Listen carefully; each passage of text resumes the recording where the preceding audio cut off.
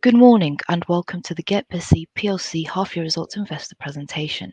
Throughout this recorded presentation, investors will be in listen-only mode.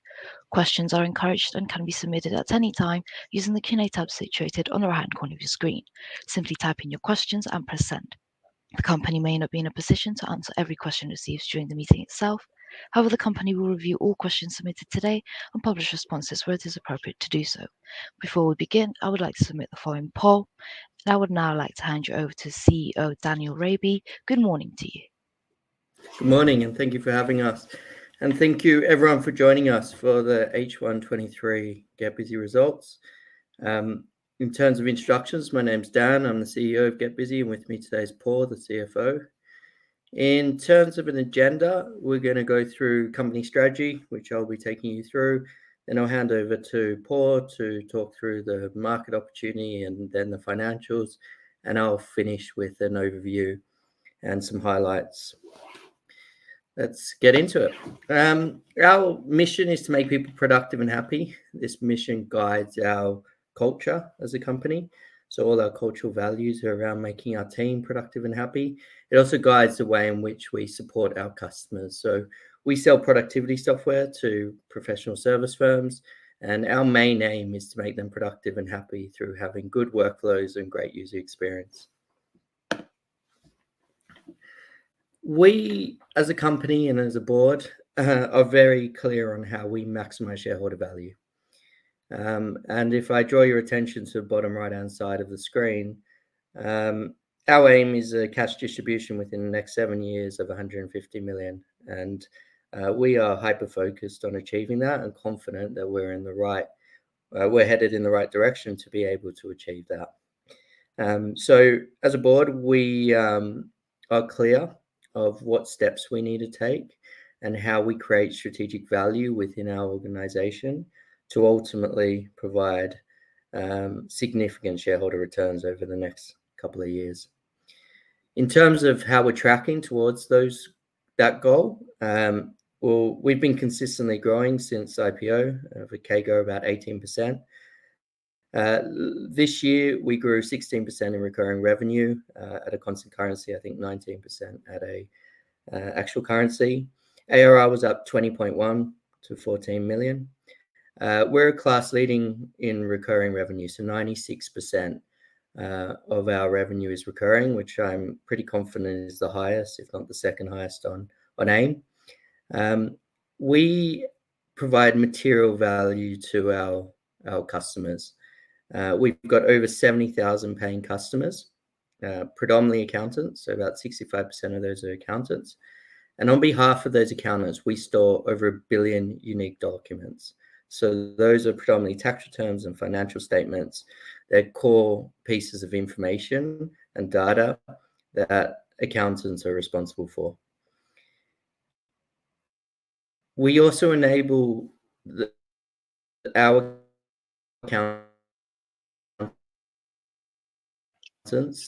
Sorry, Daniel, we seem to be share their seem to be information cutting. with their client, and we to log in our cloud portal and interact with our clients.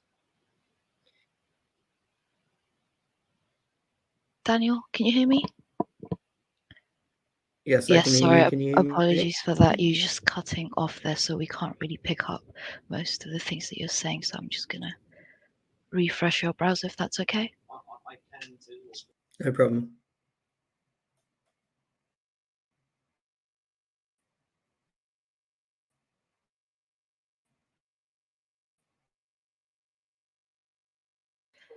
Ladies and gentlemen, please do bear with me as I try to reconnect Daniel to the room.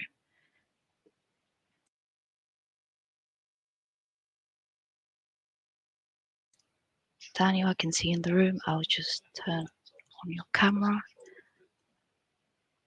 and microphone, and hopefully, perfect. Daniel, can you hear us?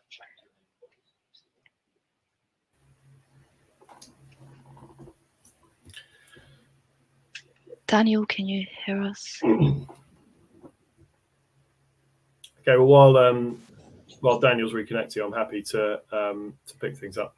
and keep moving. So Daniel was just explaining that our 70,000 plus paying users interact with 3 million of their clients, and typically they are signing about 3 million unique individual documents through our platforms every year. Typically those documents are tax returns, so we are a material part of the UK and US tax take in terms of the number of tax returns that are being signed.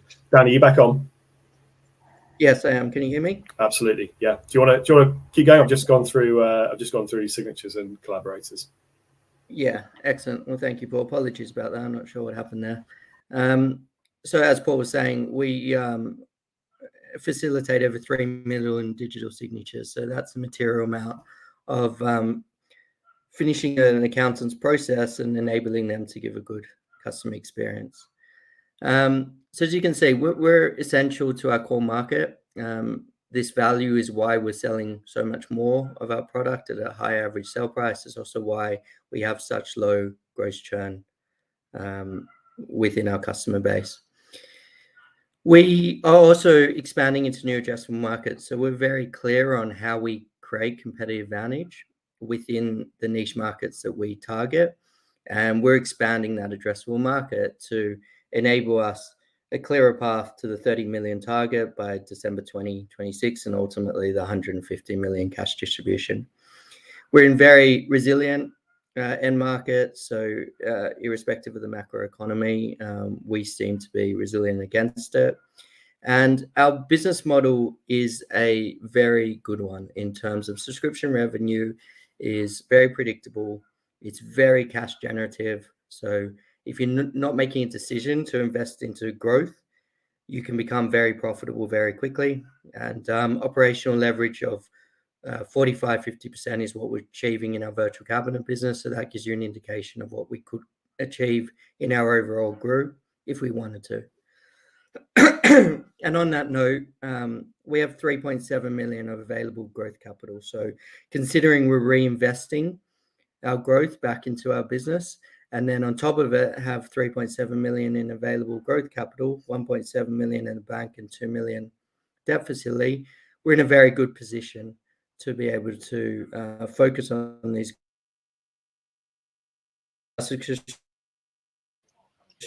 subscription revenue, which makes our business a lot more valuable in the future. So in terms of the broadcast, sorry, hello? Daniel, I've just taken your camera down just to keep the integrity of your audio, and I've done the same for Paul. So please carry on.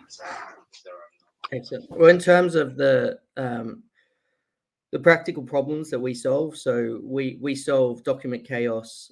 As you know, accountants are a very document-heavy workflow, and so the efficiency of how they deal with documents internally and externally is core to their ability to be successful. So we streamline that process. They're email heavy, like I'm sure we all are. They have large security and compliance risks, and those security, cybersecurity and compliance regulations are only increasing year on year. So from a practical standpoint, this is what we solve for our prospects and clients.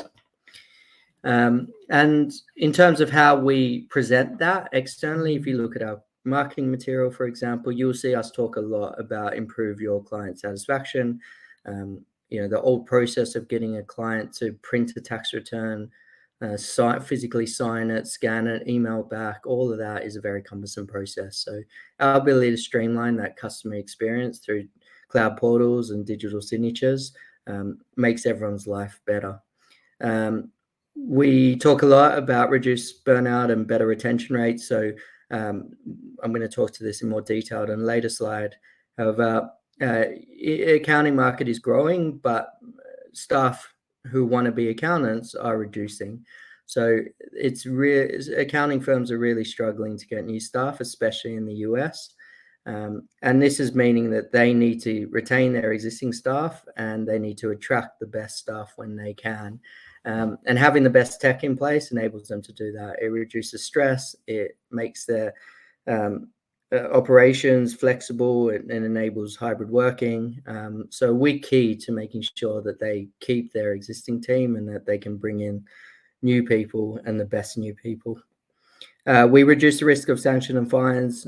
This is a core value proposition that we sell into accounting firms.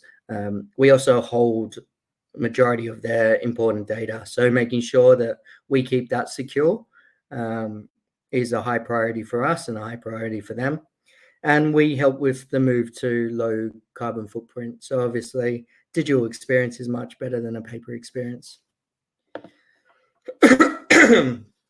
Here's some newspaper articles which have all come out recently. I think there was one yesterday, actually, on the crisis that's happening in the US regarding accounting firms' ability to bring in staff. So a lot of them are looking at offshoring. A lot of them are looking at consolidation. Private equity are eyeing up a lot of accounting firms. And all this change is supporting this move towards automation and supporting this move into having the best tech stack to enable you to be efficient, as effective as possible. So, the trend within the market is playing heavily into our hands.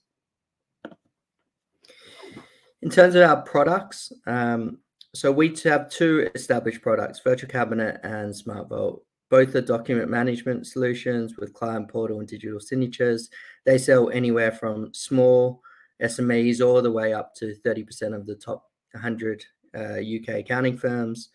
We are the clear leader in document management for accountants. There is no one else that comes close to us in terms of market share.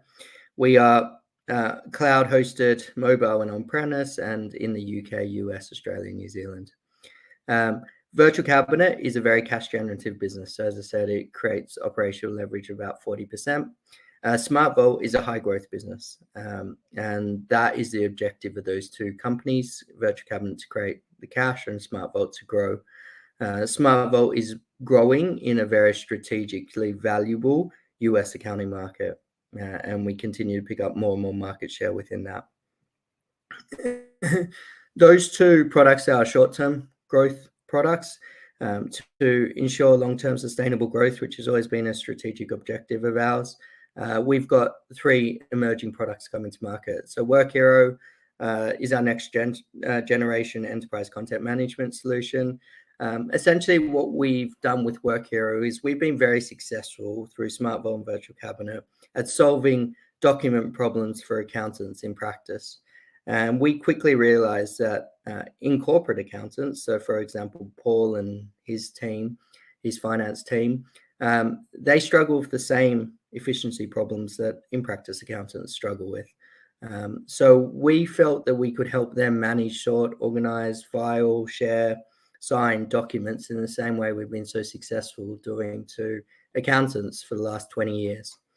And so that triggered the investment in Workiro many years ago, and over the last probably 18 months, a hyper focused on the ERP market. And we're seeing really good progress within Workiro. 20 partners signed in the last 12 months, just validating on top of winning International Partner of the Year last year, just validating the opportunity here, and that the ecosystem around NetSuite specifically are seeing that this problem exists and identifying us as a potential solution to that problem. So we're confident that we're growing in the right market and solving the right problem. We're also confident that the financial characteristics of Workiro are going to be very favorable. And what I mean by that is we're going to have good average sell price. We're going to have big average deal sizes. Churn rates are likely going to be low. There's going to be opportunity to monetize and upsell in the future. So we're confident the Workiro is headed in the right direction and that we're making the right progress. Certified Vault is essentially just a spin-off from Smart Vault. So it's the same core underlying product. It's just focused on the asset management sector. So what we identified is that within asset management, their ability to store and be custodians of important documents was limited, and that the provider that was focused in that market was no longer focused in that market, and that created a good market opportunity. So in 2022, we brought a MVP to market and saw that there was demand for a product like ours with some really successful wins.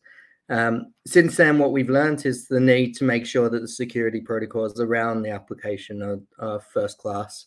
And so that's what we're in the process of doing it right now. It's just not worth us risking the rest of our successful business by making any mistakes here. So we're hyper focused on making sure that we get our security protocols right. And then from there, I think Certified Vault is a really nice complementary product to Smart Vault to increase the growth within that business unit. Hello Plan is a scheduling and meeting application. So again, through feedback from our clients, what was clear is that scheduling meetings is a challenge often, especially in a hybrid working environment. Making sure that those meetings are productive is particularly a struggle. So having a set agenda, making sure documents are there, taking notes, feeding those notes back into tasks. All of those things we're very familiar with, and our other applications do bits of it really well. So what HelloPlan is focused on is being that more professional meeting scheduling tool that helps professionals, predominantly accountants, schedule meetings more successfully. The purpose of HelloPlan is not to put a huge amount of investment into it. It's not something that we're going to be piling cash into. It's very much just a complementary application that sits in a virtual cabinet and Work Hero to upsell into those existing client base. So it's very much in the course of business of our other products, and isn't a drain on cash flow. It's just got upside potential.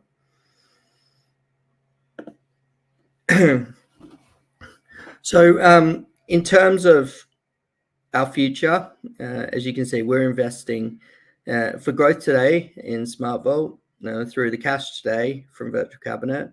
And then we've got a clear focus on how we generate return well into the future, and that's through the emerging products, specifically Work Hero. Across all those products, what is clear is that we're sitting on this rich foundation of content, of data. As I said, we have over 1 billion unique documents. We got over 3 million businesses logging in to exchange information around those documents. So in the future, we have a big opportunity to leverage off AI to just make that data more intelligent. So just more search and answers, more context around the data, being able to provide feedback to data or review data a lot quicker. So we have components of AI in our application already, but the evolution of it is an exciting prospect for us, because it's clear that through AI we can just add more and more value to our customers and just make them more and more efficient and intelligent on the information in which they hold.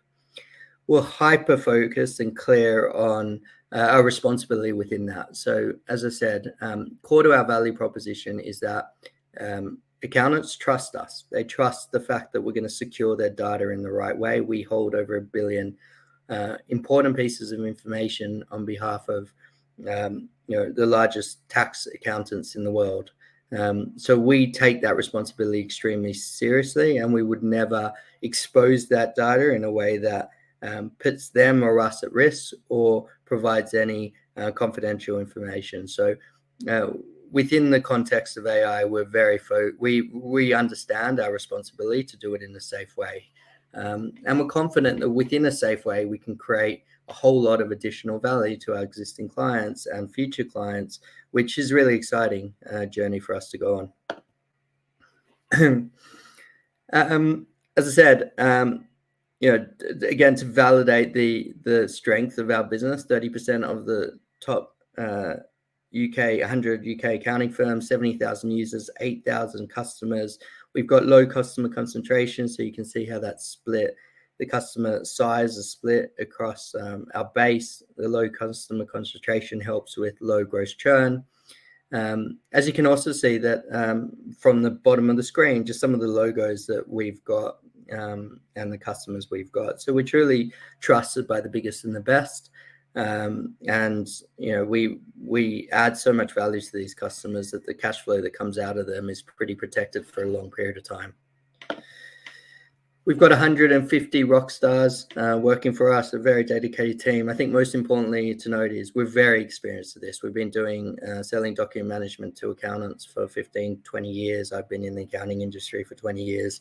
Now, we're very, very experienced at selling software to accountants and very, very experienced in how we manage document workflows. It's all we've ever done. It's all we're ever going to do in the future.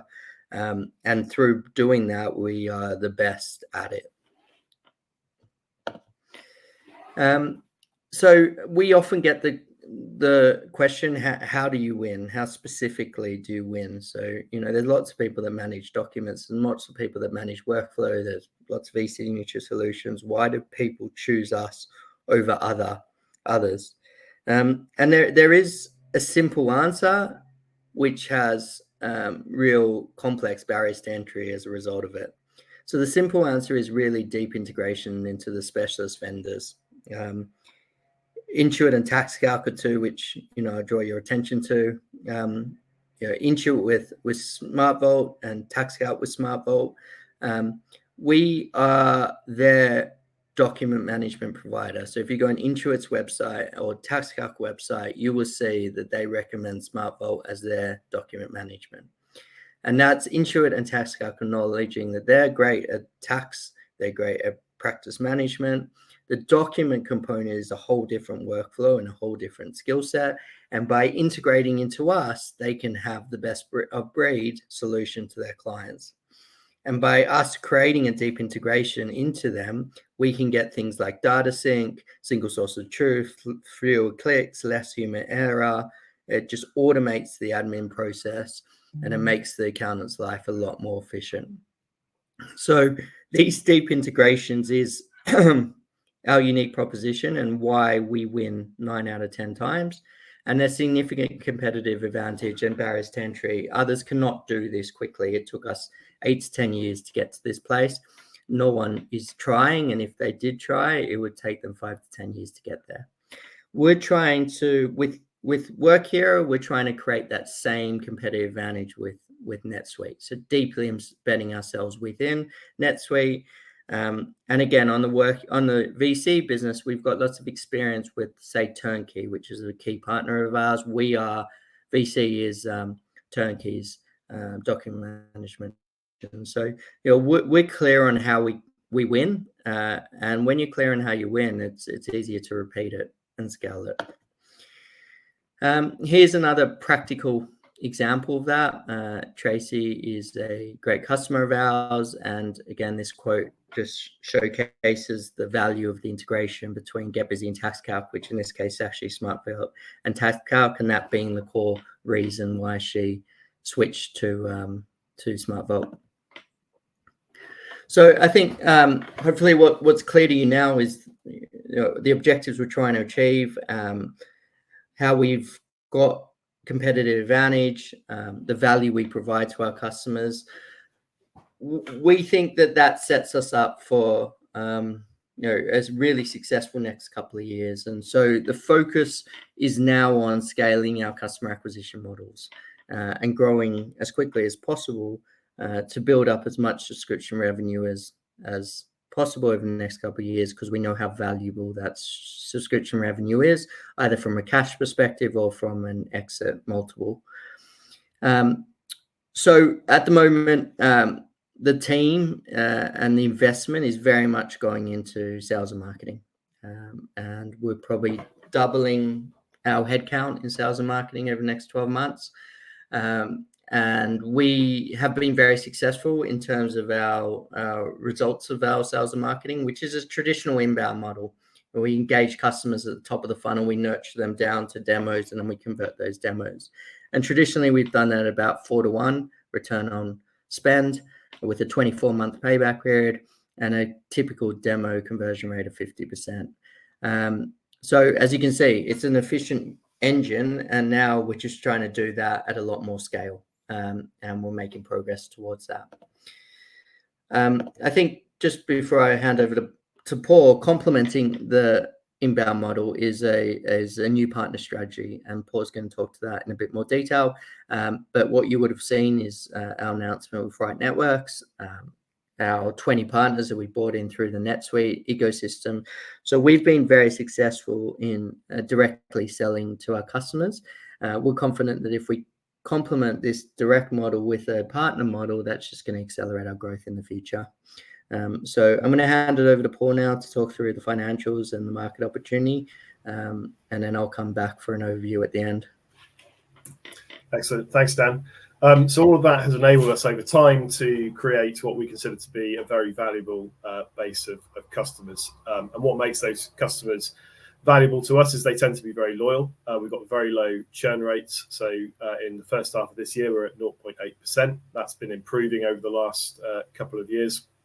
And those customers tend to spend more with us over time. So our net revenue retention, that is how much more each month our existing customer base is spending with us. That was about 100.5% per month in the first half of this year. Part of that's been buoyed by price. Internally, we target that number anything north of 100%, but that's been a particularly buoyant figure of ours over the last couple of years. If you take a step back and look over the longer term, the customers who we have today who were with us when we IPO'd back in 2017 are generating 35% more revenue than our entire customer base was back at IPO. So over the long run, these customers tend to be highly accretive in revenue terms. Our revenue is very predictable. We've got 96% of our revenue now comes in as recurring subscriptions. That's the highest, we believe, on the London market. It makes revenue visibility and revenue predictability very high indeed. And about 70% of our business comes in annually in advance. So we offer typically monthly or annual plans to customers. Monthly plans are more expensive. Annual plans come with a discount, and typically we see substantially lower churn rates on those annual plans. About 70% of our business comes in that way, and that creates a lot of upfront cash for us to reinvest into the growth of the business. And we consider the customer cash flows to be very valuable. If you take the discounted gross profit from our current customer base over the typical lifetime of our customers, that's worth well over £200 million to us. So there are substantial value within that customer base. Some of you, I think, would have seen this slide before. We offer, as with many subscription revenue or subscription software businesses, monthly and annual plans. If you're an enterprise customer, you'll typically come in on a 3-year initial term, and then we have annual renewals thereafter. Typically, our customers stay with us for 9 or 10 years. So we've been around long enough that we have customers who have been with us well over that period of time.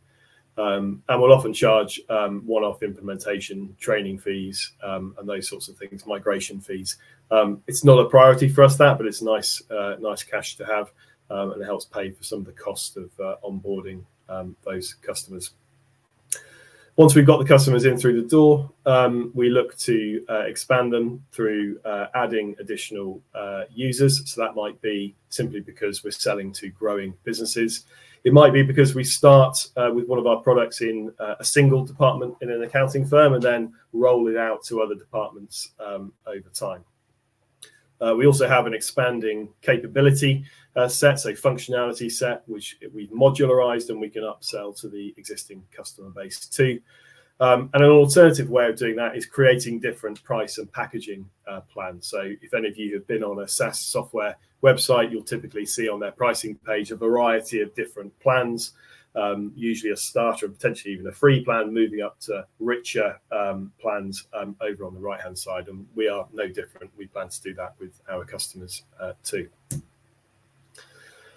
The markets that we're in are very large. We actually break them down in much more detail in a second, reflecting the way that we go to market. But the broader landscape we're playing in is very substantial. So the territories we consider that we operate in are the US, UK, Australia, and New Zealand. We've actually got customers in well over 50 countries, but these are the countries that we are focused on. And in the accounting and professional services markets, that's around about a £750 million opportunity for the enterprise content management space that we are in. Financial services are a similar sized opportunity, and the ERP market into which we've moved recently is also a similarly sized market. At the macro level, these markets are great places to be at the moment. All professional services firms, and particularly accounting firms, are going through phases of digital transformation. They have to make their people more efficient. You saw the headlines Dan showed you earlier. The accounting profession, particularly in the US, is in crisis. People are leaving the profession because of the pressures of the sort of 3 or 4 months of tax season. Too few people are coming into the profession.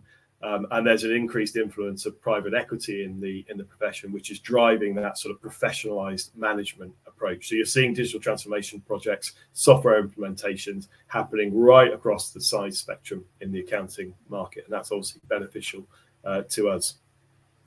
There's a greater awareness around the world around privacy concerns and protecting client data, and you'll all be aware of the GDPR legislation that came into Europe a few years ago.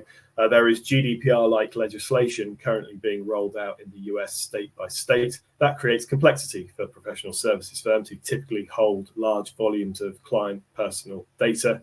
Our products help clients to track that data, to identify who has accessed it, and to carry out the various requirements of the Privacy Act, such as the CCPA or GDPR.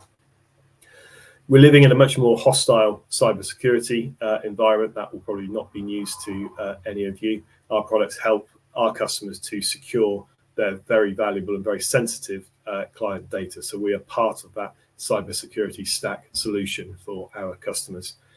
And the trends of flexible working over the last few years, which I think clearly were accelerated with COVID, but have been around for a while, also play into our hands. So if you want to enable a flexible workforce, or indeed if you want to offshore some of your work or outsource some of your work, which is happening as in response to those labor shortages in the US, then you need a secure and efficient cloud technology stack to enable that. So we are also part of that solution.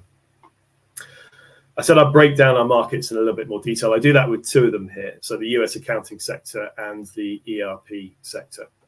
So the way we go to market, as Dan described, is very much aligned to the integrations that we have with other back office software. In the case of accountants, and particularly tax accountants, that is their tax preparation and practice management software. A lot of the SmartVault business historically has been built off the back of our integration with various Intuit products, including Lacerte and ProSeries, two of their professional tax preparation products. We estimate there's about 200,000 people across the US who are users of those products. Each of those is a potential user of SmartVault. That translates to us as about $100 million ARR potential market. We are still in the high single digits of penetration of that market, so there's still a long way to go. And we are the only cloud document management provider into those products. We recently announced back in July, our new integration with Thomson Reuters UltraTax product. UltraTax is a similar product to Lacerte and ProSeries. It does similar things. It's a tax preparation product. And broadly, it's got a similar market size or similar user base, rather, to Intuit's products. So that effectively doubles our accessible market in the US. So that's a brand new integration launched in July, and we expect to see that starting to contribute over the balance of this year and into 2024. There is more than enough market amongst those two integrations for us to go after.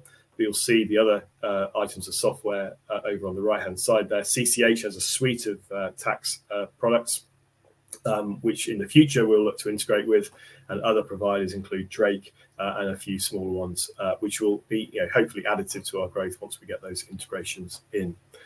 Historically, most of our business in the US has been done through direct sales. So even though Intuit on their website recommend SmartVault as a product, all of the selling and most of the marketing is done by us. So essentially, thus far, all of our business has been generated through the direct channel. Back at the end of last year, we announced our partnership with Right Networks, which is a hosting provider specializing in the accounting industry in the US. So Right Networks effectively acts as an outsourced IT team for small accountants in the US. They have about 8,000 accounting firms on their books. SmartVault in total has about 6,000 customers, and there's very little overlap between the customer bases of Right Networks and SmartVault. So Right Networks will be reselling SmartVault into its customer base. We'll be looking very carefully at how that progresses during the core Q4 selling season this year. Our sales and marketing teams have been working together very well, and we're very excited about what that partnership opportunity can bring us. And we're looking for additional partnerships in the US as well. So all of which will complement our direct sales strategy, into which we are also investing. So we're approaching the cloud ERP market in a similar way, based on the integrations that we have with cloud ERP providers, starting with Oracle's NetSuite product, which is arguably the biggest and the best. That's got a customer base of about 33,000 companies around the world. We estimate that the opportunity in that base is north of $500 million. We're obviously at a very early stage in that, but we expect over the long term to be able to rinse and repeat that with other cloud ERP providers like Sage Intacct and like Acumatica. Partners are and will continue to be a more important part of our growth strategy in the ERP space. And you can see some of the 20 partners that we've already signed up in that NetSuite ecosystem at the bottom of the page there. The reason they're so important is because they usually have well-established existing customer bases who look to them for their technology suggestions, who look to them for their technology procurement. So incentivizing those partners to sell Workiro on our behalf gives us access to existing customers who we know use NetSuite, and who the partners understand the problems of those customers very well. So I'll just quickly go through our H1 results, starting with revenue. So our annual recurring revenue, excuse me while I just sort my mouse out to properly hover over this, was up 14% year on year at constant currency to 20.1 million. ARR is our subscription revenue run rate. So if you take all of our monthly and annual subscriptions, that is the annualized value of those monthly or those revenue subscriptions. That's up about 7% at constant currency year to date. Typically, we have a big Q1 in terms of new business. Q2 tends to be quieter because accountants, particularly in the US, are far too busy doing tax returns and don't really want to speak to any technology providers over that time. So where did that 14% uplift come from? It is predominantly driven by an increase in our average revenue per user to £275. And year on year, our user base has been essentially flat. So why is that? Historically, we have acquired a long tail of general business customers, usually to fill that sort of quiet time when accountants don't speak to us. Now, some of those are fantastic customers, very healthy customers for us. But amongst that mix, there are customers who have no integrations, who have been expensive to acquire. They're typically 4 times more likely to churn than an accounting customer. And typically they have very low average sale price. So their ARPU can be sometimes just a quarter of the ARPU of our new accounting customers. But those customers tend to be just as resource intensive as our accounting customers to service, arguably more resource intensive. So the economics of them generally is not favorable to us. So as we went through our pricing moves over the last couple of years, we've restructured the plans that are available to those general business customers. We've introduced minimum account sizes, and we've substantially increased the average price of those plans. Although there's still probably the entry level plans are still about half the price of an accounting plan. So those pricing changes have over time shaken out effectively the low value non-accounting customers that don't especially add value to our business. They don't necessarily make economic sense to us. And that leaves us with a healthy base of larger business customers where the economics are much more attractive to us. Our view is that has simply accelerated churn that would probably otherwise have happened over the next couple of years. and it dilutes away that proportion of our customer base that isn't in our core accounting and professional services market. So expect that to continue to contribute towards lower churn rates over time. You can already see the impact of that in the first half of this year. Churn came down from 0.9% to 0.8%, and we'd expect to continue to see that trail gradually downwards over the next few years as well. Our average revenue per account was up broadly in line with ARPU at £2,490. Our net revenue retention, so this is a measure of how much more our existing customers spend with us month over month before the addition of new customers, was at 100.5%.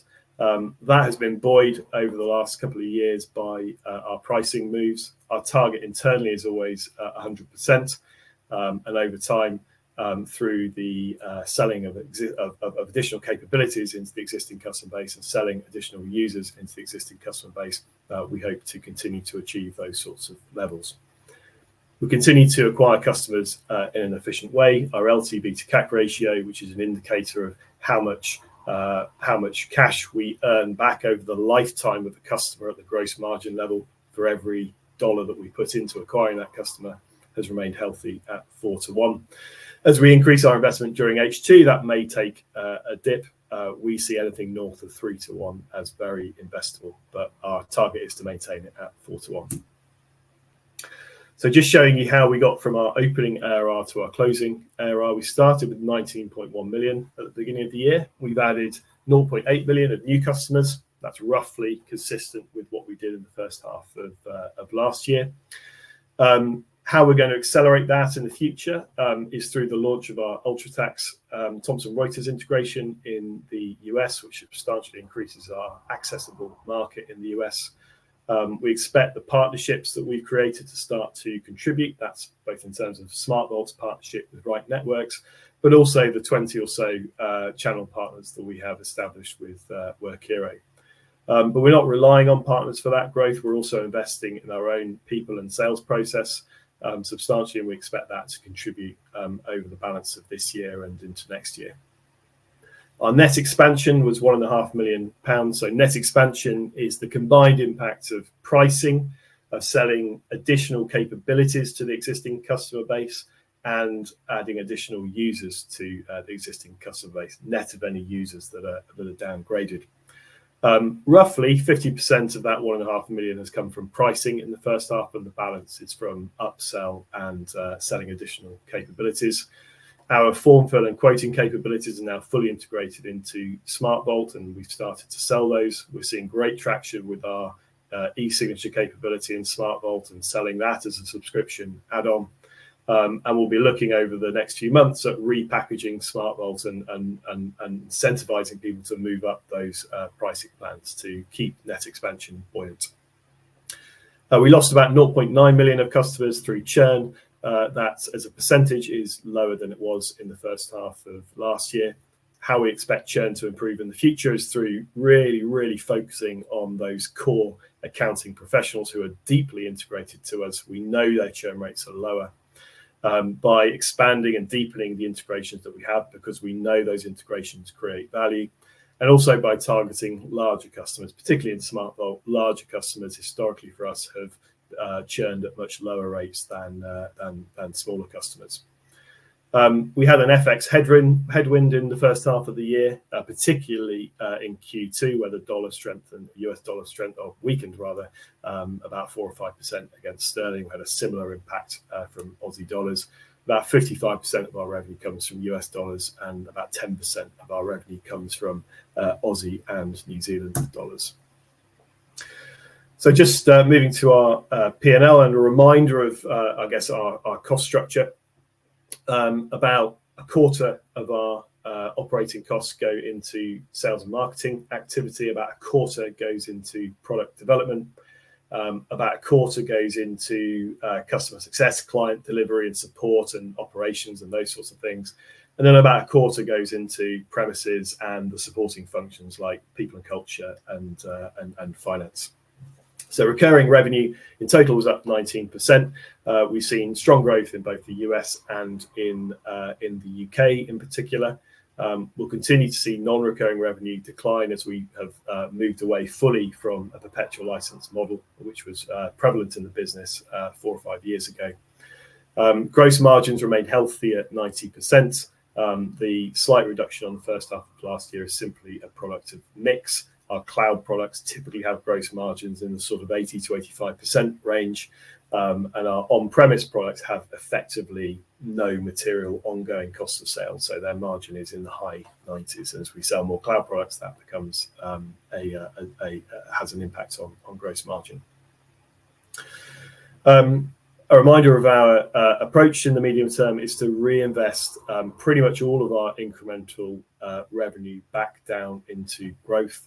We plan to do that, continue to do that from our existing cash resources. We are not focused on achieving any particular EBITDA goals in the near term. In terms of what I said around that sort of broad cash flow neutrality, broadly you can expect EBITDA to continue around or just north of that sort of break-even level over the next couple of years as we reinvest back down. In terms of where we're investing in H2, we have a very heavy focus on customer acquisition, particularly in the US. We're scaling up our sales and marketing teams to support our re-engineered sales methodology. We'll be looking to incentivize and bring on board new channel partners in the US, and we'll be upskilling various teams to support that new model as well. Just taking a quick look at cash.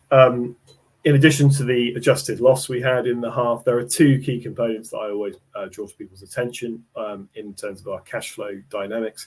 The first is deferred revenue. So I mentioned earlier that about 70% of our customer base pays us annually in advance.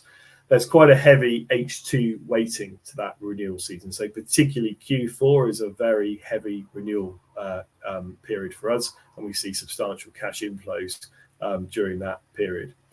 Typically, over the course of a year, January is a very cash accretive month for us with very heavy renewals, and then we see a gradual decline down over the following sort of 6 months or so, and things start to pick up in the tail end of Q3 and into Q4. So we'd expect that deferred revenue bar to flip during the course of H2. We've been a grateful recipient of R&D tax credits in the UK over the last few years. So broadly, we've received £1 million annually over the last couple of years. As some of you may know, that R&D tax regime is changing. It will be less favourable to smaller businesses like ours.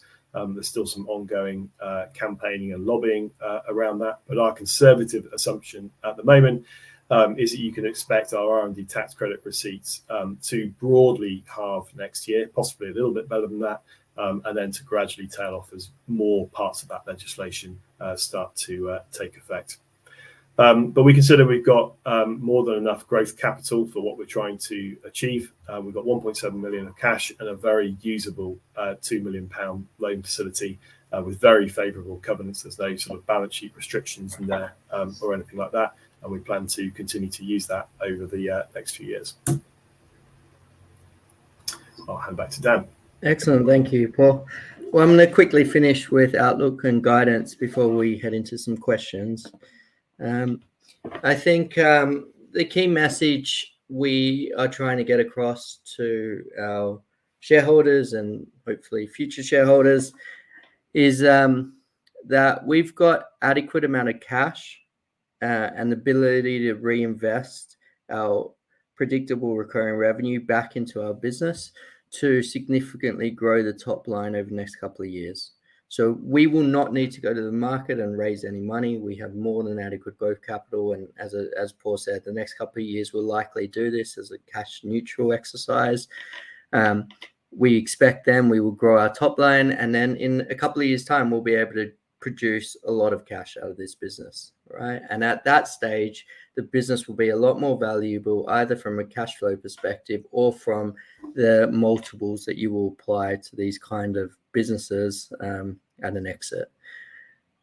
We have a clear target of a 70 to 150 million pound return to shareholders, cash return to shareholders in the next couple of years, and the resilient markets, the products we got, the sticky customers, the strong balance sheet, our experience and capabilities in the market, our competitive advantage, all of that gives us as a board great confidence that we are on target to achieve those outcomes.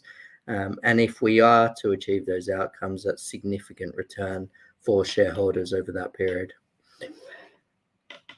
Thank you, everyone, for your time today. We really appreciate it. We're going to head into some questions now. I think we've got about 10 minutes, and I'm going to hand it over to Paul to read out the questions, and then between Paul and I, we'll answer those.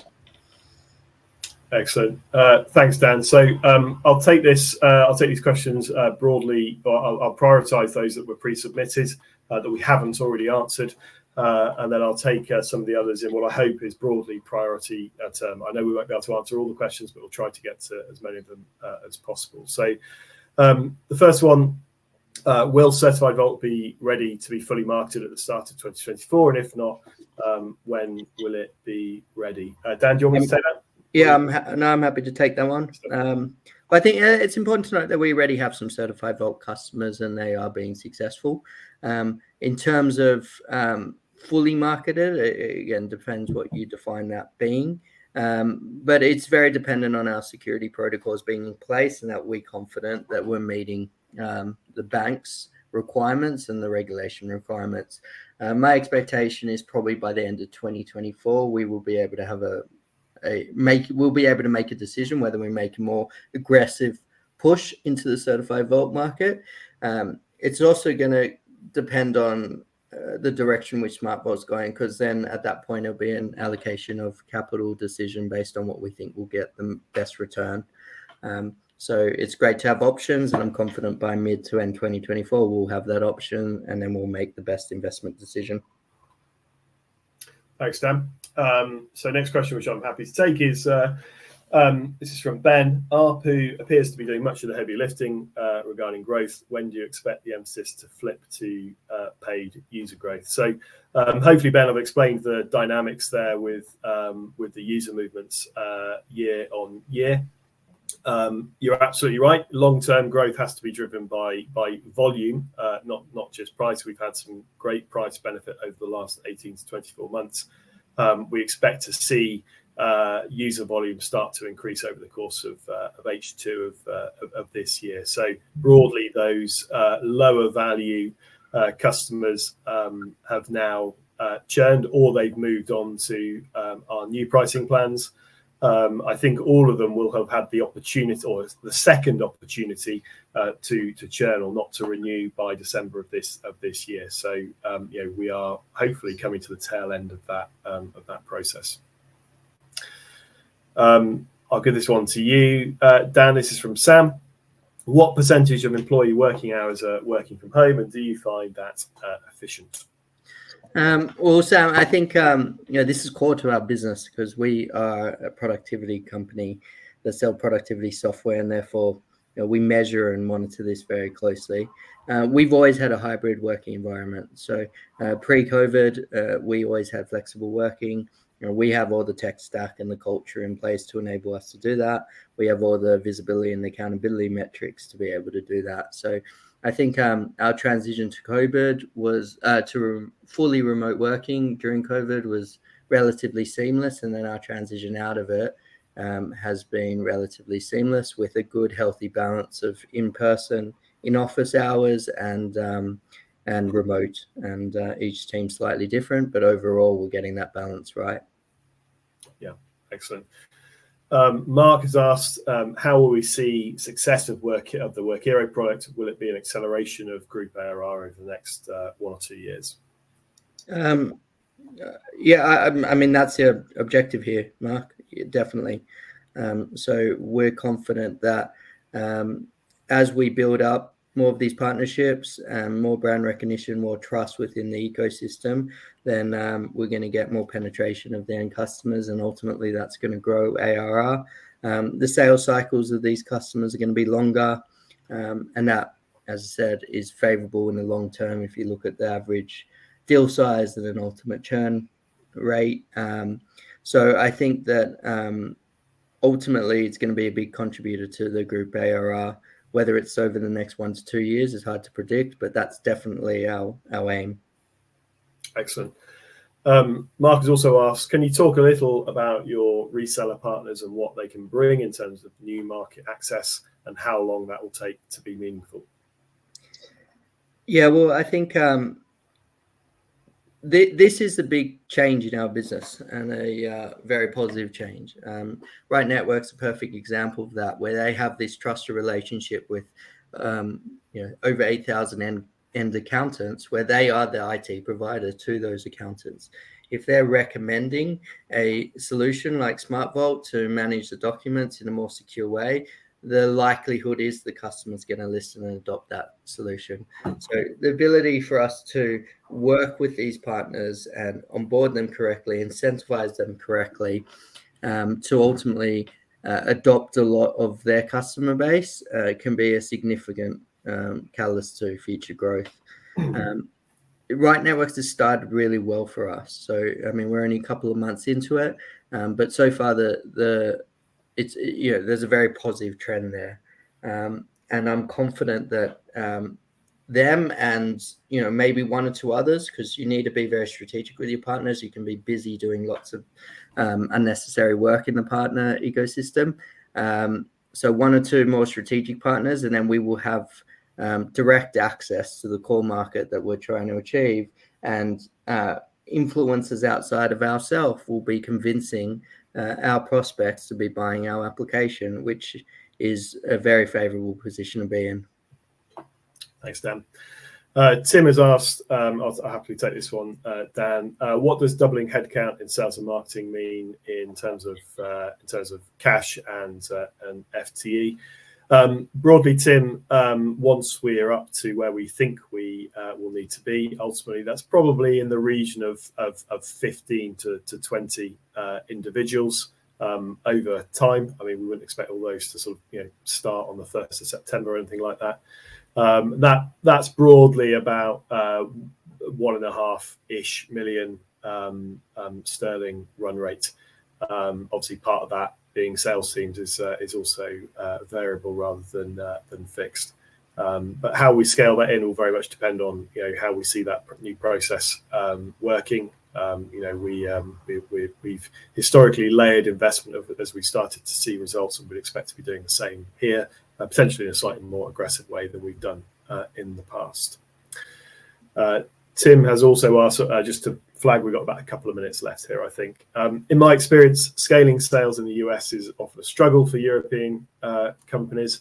Who is leading the efforts, and do you have someone from the management team on the ground to be close to operations? Yeah, well, I'll answer these questions very quickly, given time. Right. Yes, we've got a team on the ground, and we've got strong visibility and accountability metrics in place and a tight culture. So it's always a challenge expanding, but we're confident that we've got the right people and processes in place to enable us to be successful. Excellent, thank you. Sounds like investment is accelerating in product development and sales headcount. Not product development, Mark, but yes, in sales headcount. Can you confirm any future placings? This will all be done from existing cash resources, Mark. So we're not looking to do any placings. We're not looking to raise additional equity. I think we've answered Sam's question earlier. Catherine's asked, could you give a bit more detail on customer interest in the form filling and quoting functions? Yeah. So good question, Catherine. Those are now fully embedded into the SmartVault product and being upsold into the SmartVault client base. So they're part of our strategy to continue the average revenue, the growth in average revenue per customer. Excellent, thank you. I'll quickly answer Richard's last question here. Do you use the customer get customer as a marketing tool? Richard, we use a customer referral tool, which I think is what you're referring to. Then it's not specifically customer get customer, but it's a similar product for customer referrals. We find that referral network to be very healthy. Excellent. Thank you, Paul, and thank you everyone for your time. Daniel, Paul, that's great. Thank you for updating investors today. Could I please ask investors not to close this session, as you will now be automatically redirected to provide your feedback in order that the management can better understand your views and expectations. This will only take a few moments to complete, and I'm sure will be greatly valued by the company. On behalf of the management team of GetBusy PLC, we would like to thank you for attending today's presentation, and good morning to you all.